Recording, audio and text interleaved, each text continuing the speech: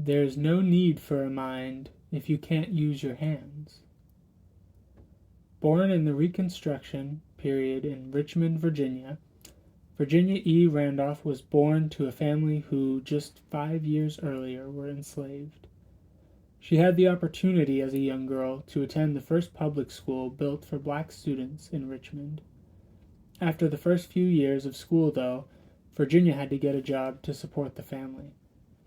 So at age 8, she began doing housework for a neighbor before and after school.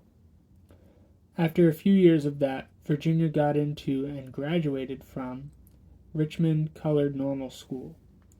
She managed to find a job as a teacher at only 16 years old.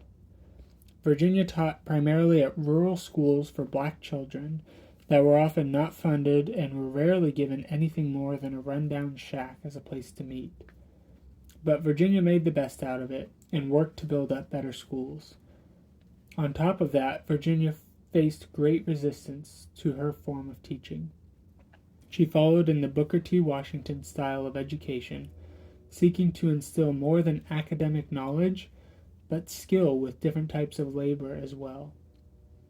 Many parents resisted this because they saw it as preparing their children to continue serving the white people. They wanted their kids to get the exact same education that white children got. Thus, it often took quite a while for parents to even allow their kids to go to school. As Virginia stayed faithful to her work, she began to see more people come around to her style of teaching, and with more students and more support from the community, she was able to build quite an impressive school. Much of this came from her own wallet, though.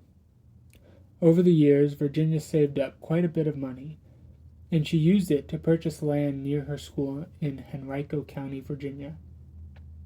She came to acquire a substantial amount of land, and then she donated all of that land to the county so that it would belong to the school.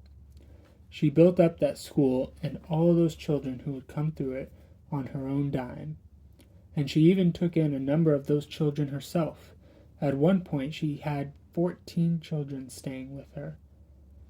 While she always pushed for better treatment and care for black people, she never waited for that time to come. She worked hard with the little that she was given and did far more than anyone would have expected.